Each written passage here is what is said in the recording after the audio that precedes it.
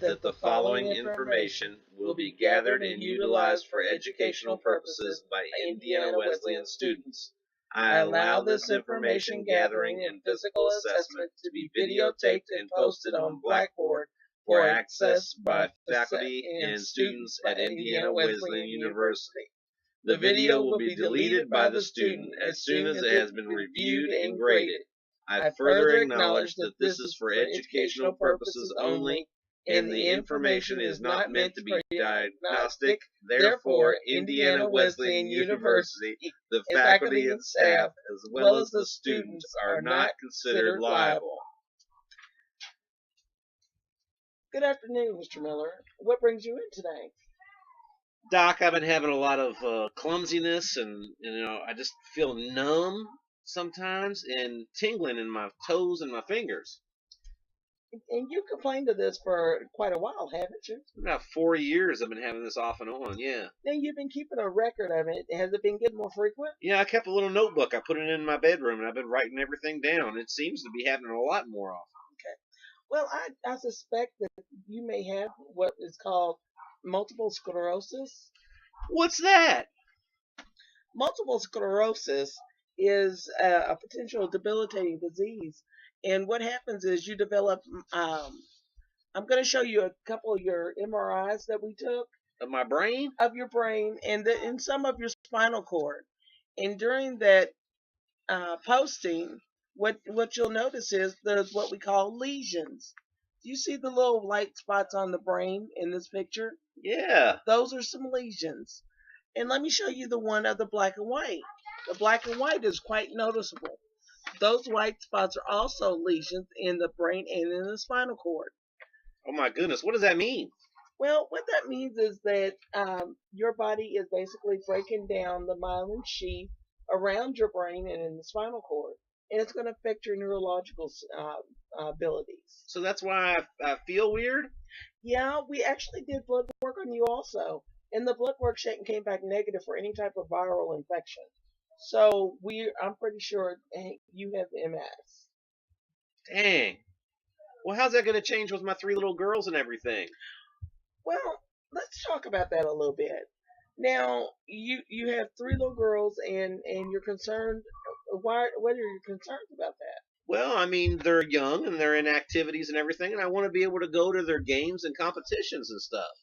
Well, we can get that set up where you be able to go to their games and activities even when you have a flare up, because this is something that will come and go. It doesn't stay around always. You may have a flare up and may not have a flare up for another week or month or 2 months or a year, but you will have continual flare ups.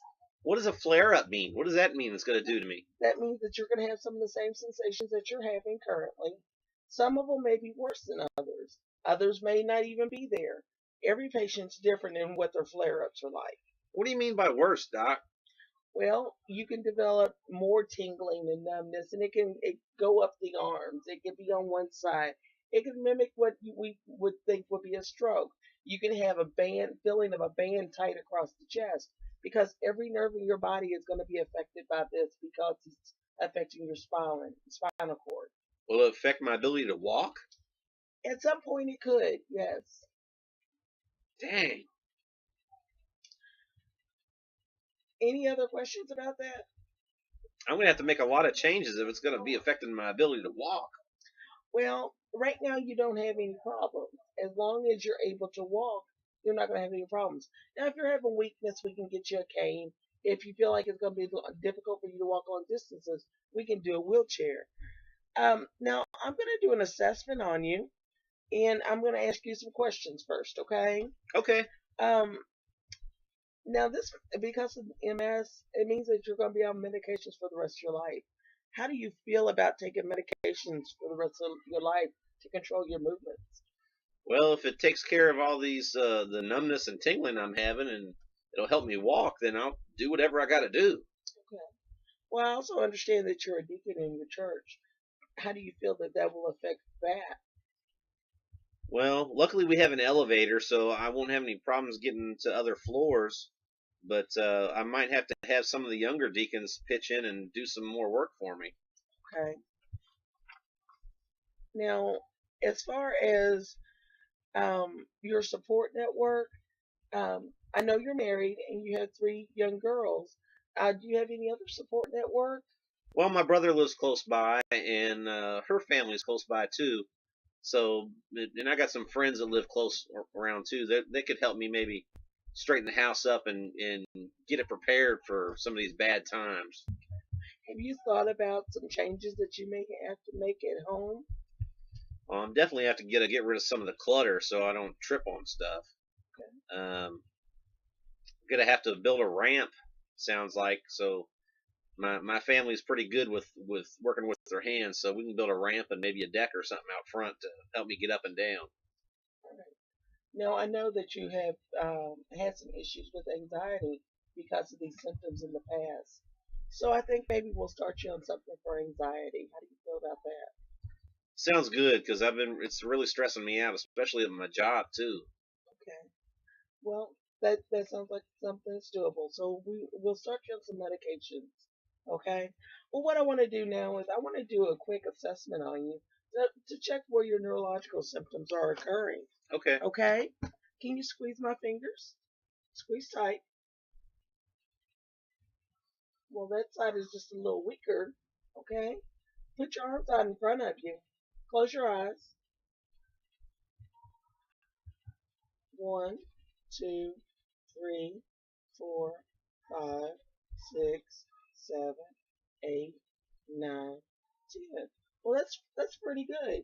That's pretty good. Now close your eyes. I'm gonna touch you with a pen on, and I want you to tell me if you can feel it. Okay? Okay. Close your eyes for me.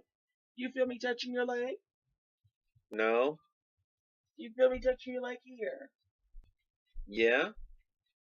You feel me touching your hand? No. You feel me touching your hand? No. What about here? Yes. Okay. Feel this? Yes. You feel this? Yes. Okay. Open your eyes for me. Touch my finger and then touch your nose with your right index finger and go back and forth for me.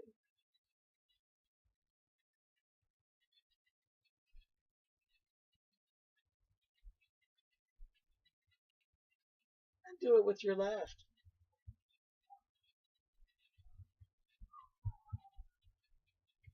Any trouble speaking? No. Sometimes I have trouble swallowing when I eat. I have to make sure that I chew up my food a lot better. Okay. Well, so it definitely comes across as if you have MS. So we're going to treat you as if you have MS. And that being said, I want you to be aware that there may be some body image problems as well as your condition changes. Now, I know you're a young man, and it may seem odd to be young and walking with a cane and things like that.